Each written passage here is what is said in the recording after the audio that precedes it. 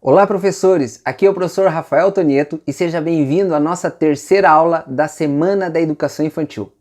O que você vai ver hoje? Um experimento maravilhoso sobre a direção da luz. Vamos também construir noções de peso com uma super balança. E um jogo formidável para a alfabetização que eu vou apresentar para vocês na sequência. Mas, professor Rafael, por que isso é importante para mim? Não sei se já aconteceu com vocês, mas além de fazer um bom trabalho, sempre é preciso ter domínio das razões pelas quais este trabalho é de qualidade.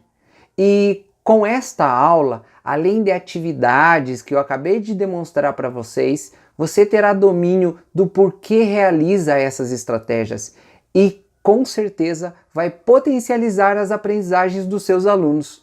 Por isso, vamos lá! Seja bem-vindo à aula 3 da Semana da Educação Infantil.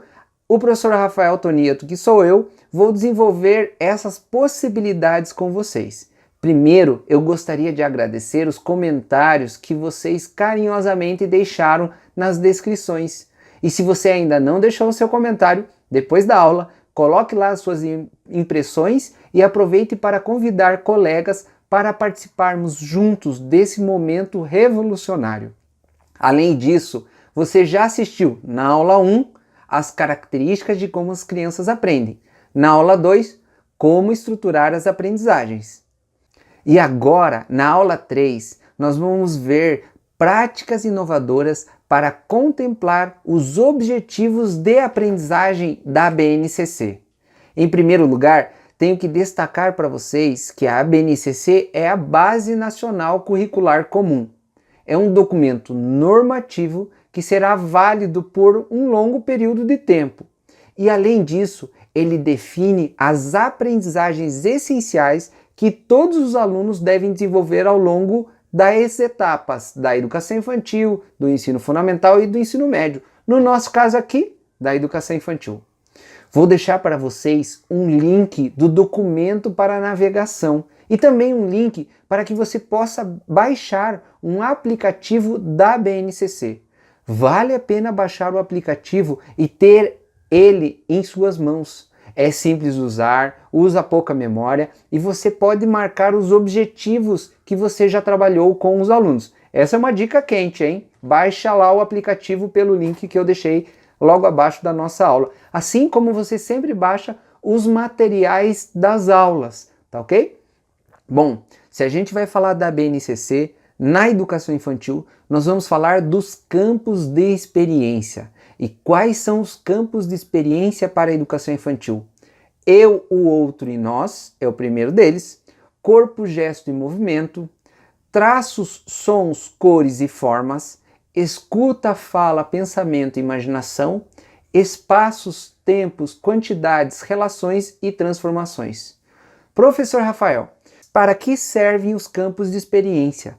Os campos de experiências são formas de organização dos conhecimentos com os quais as crianças entram em contato com elementos da cultura. Por exemplo, elementos da cultura que estão relacionados ao eu, a como eu construo uma noção de sujeito, como que a gente vive em sociedade, quais são as nossas relações mais próximas. Isso tudo lá no eixo eu, o outro e o nós. Portanto, os eixos de aprendizagem são indispensáveis para a gente identificar a organização da educação infantil nos próximos anos da nossa prática pedagógica. Anote aí e verifique, se possível, tirar uma foto desse momento. Por quê? Porque todas as ações são estruturadas com base nas brincadeiras e interações. Então, as aprendizagens na educação infantil, eles são estruturados por meio das brincadeiras e das interações. Vejam como tudo está se conectando. Na aula 1, quando eu falei das características das crianças e falei para vocês sobre brincadeiras e interações, na aula 2, quando eu falei da estruturação das aprendizagens, e agora a aula 3, aqueles conhecimentos servem justamente para materializar a Base Nacional Curricular Comum. Os campos de experiência, eles são articulados também. Por isso, professor, separar alguns momentos para cada um deles é importante, mas também você pode usar 2 campos de experiência ao mesmo tempo, trabalhando numa atividade conceitos relacionados a diferentes campos de experiência. Para entender melhor isso, que tal um exemplo na prática? A nossa primeira atividade de hoje, ou seja, a atividade número 8. Por que a atividade número 8? Nós já trabalhamos a 1, 2, 3 e 4 na aula 1, a 5, a 6 e a 7 na aula 2 e agora nós vamos para a atividade 8. A nossa atividade 8, eu vou pegar ela aqui para nós, é a nossa balança maluca.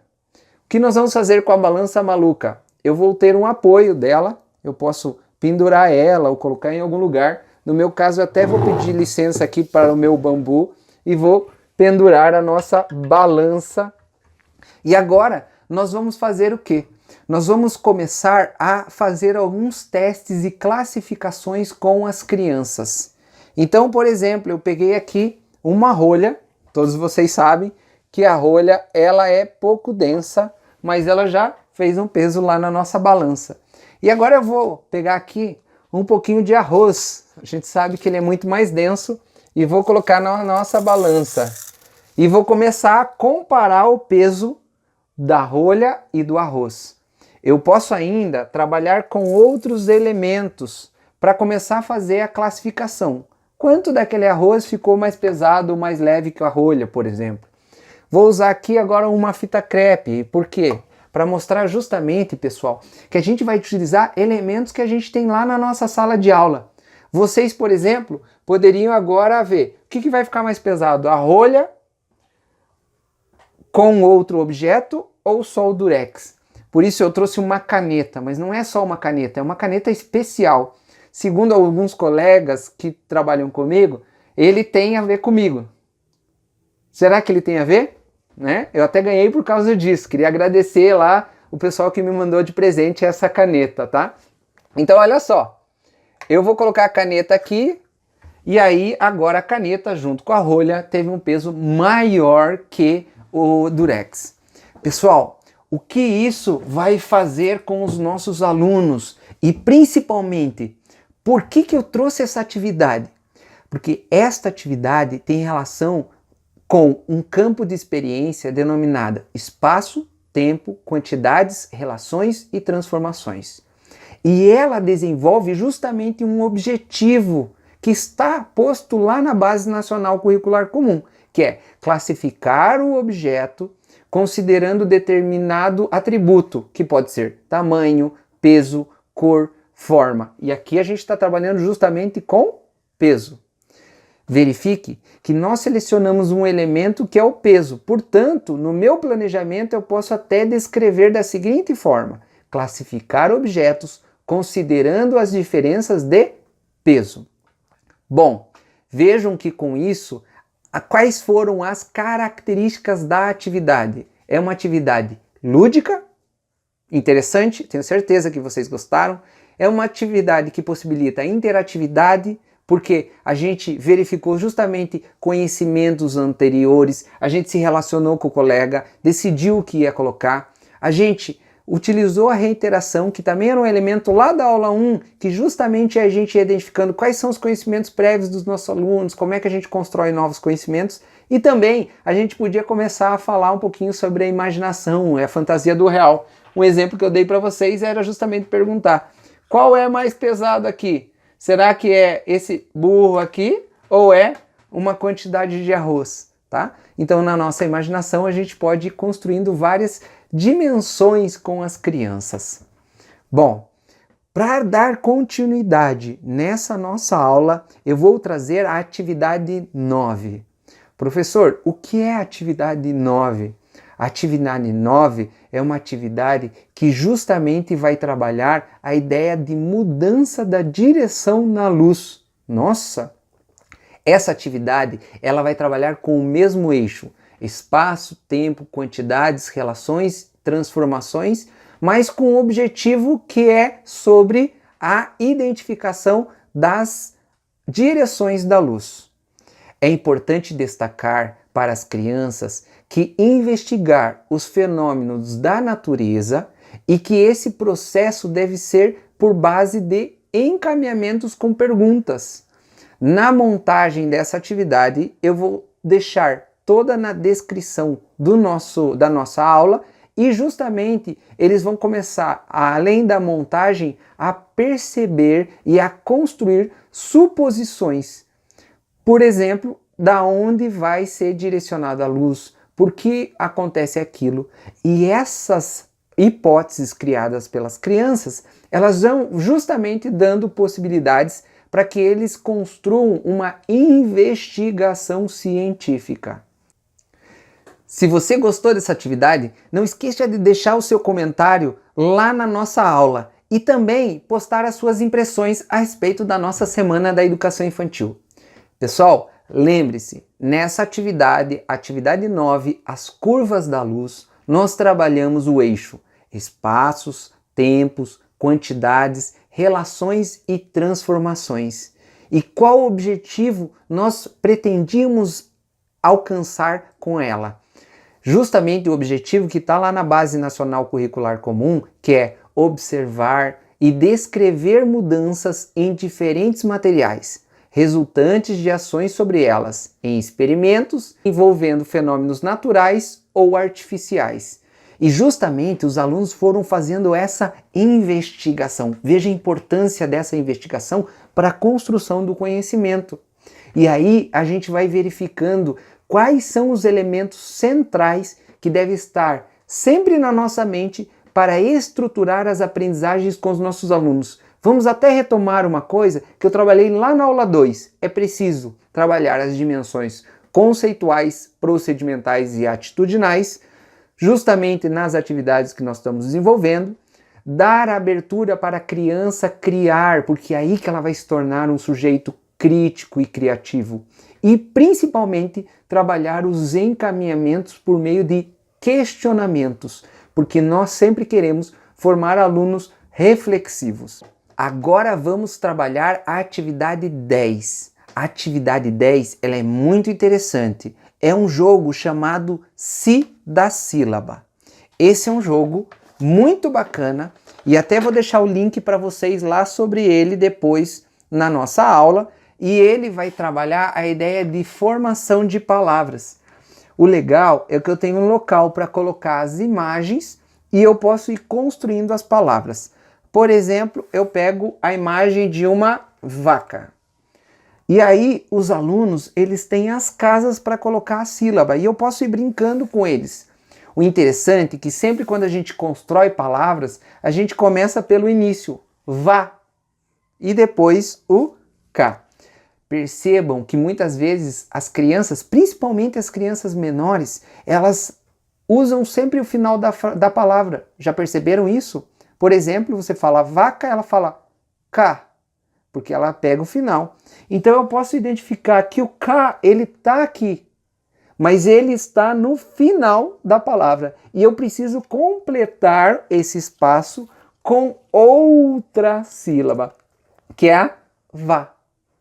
E aí é óbvio que depois na atividade eu vou tendo várias peças, várias imagens que eu vou montando aqui com os meus alunos para que eles identifiquem alguns sons que podem ser semelhantes e alguns sons que podem ser diferentes.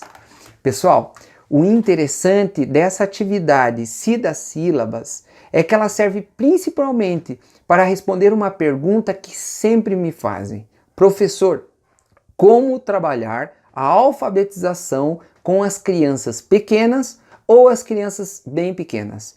Por isso, é uma atividade formidável para se desenvolver lá em sala de aula. O bacana é que você pode, primeiro, testar algumas hipóteses, utilizando as estratégias de questionamento, de pergunta que a gente viu anteriormente. Utilize também essa ideia não só do início da palavra, mas também de trabalhar o final da palavra, tá ok? Segundo, trabalhar a formação de palavras com significado. Por quê? Porque eu estou trabalhando por meio da imagem. Em geral, eu estou trabalhando imagens que são atraentes, que são atrativas para as crianças. Pois a criança vai associando a imagem à formação da palavra. Lembrem daquela atividade que eu trabalhei lá na aula 1 com bebês, que ela ia descobrindo as imagens e que já estava escrito também a forma de escrita da palavra, tá ok? Além, é claro, de ser um jogo lúdico. Possibilita o prazer e o desafio, como falamos também na aula 1. Essa atividade, ela é justamente para ser trabalhada no eixo escuta, fala, pensamento e imaginação. O objetivo que eu selecionei para a gente lá da BNCC foi levantar hipóteses em relação à linguagem escrita, realizando registro de palavras e textos por meio de escrita espontânea. Pessoal, verifique que sempre os objetivos têm um código. Durante o curso que eu vou apresentar para vocês na sequência, que é Práticas Inovadoras na Educação Infantil, nós vamos detalhar esse código e vamos desvendar também um pouquinho o que está por trás desse código. Qual que é a organização, qual que é a estruturação e principalmente, quando você reconhece ele de maneira organizada e estruturada, adivinha? Facilita seu trabalho, você ganha mais tempo, você potencializa as aprendizagens. Justamente trabalhando essas atividades, a gente pode verificar uma ideia de resumir alguns itens em relação à BNCC. Primeiro, tenha sempre em mente e, se possível, tire também uma foto do que vai aparecer agora na nossa tela. Todas as ações são estruturadas com base nas brincadeiras e nas interações. Além disso, a gente vai identificar que os eixos servem como base para organizar as aprendizagens. E lembrando que eu já dei a dica antes, eles são trabalhados de maneira separada para que a gente identifique melhor essa organização do conteúdo, mas eles estão totalmente relacionados. Então, apesar de, por exemplo, no Si da sílaba eu estar trabalhando a formação de palavras, eu também tenho que ter conhecimento e noção de espaço. O que vem antes e o que vem depois. O que está primeiro e o que está no final, ok? E com isso a gente vai construindo aprendizagens realmente significativas para os nossos alunos. Mas, professores, o mais importante da nossa aula de hoje é que, depois de participar da aula 1, aula 2, aula 3 e construir vários conhecimentos, você ganhou acesso para o melhor. O curso Práticas Inovadoras na Educação Infantil. Um momento que será único e definitivo para que você domine 100% estratégias inovadoras, conhecimentos diferenciados, atividades que tornam o seu trabalho destaque. E verifique que para você que assistiu à Semana da Educação Infantil e compreendeu elementos, conceitos e principalmente atividades diferenciadas para o seu cotidiano, não perca tempo. Entre no link que vai estar disponível a seguir, faça sua inscrição com preços imperdíveis, pois você terá o conteúdo para ter mais segurança e encantar os alunos. Você vai se destacar na escola e também com os familiares das crianças.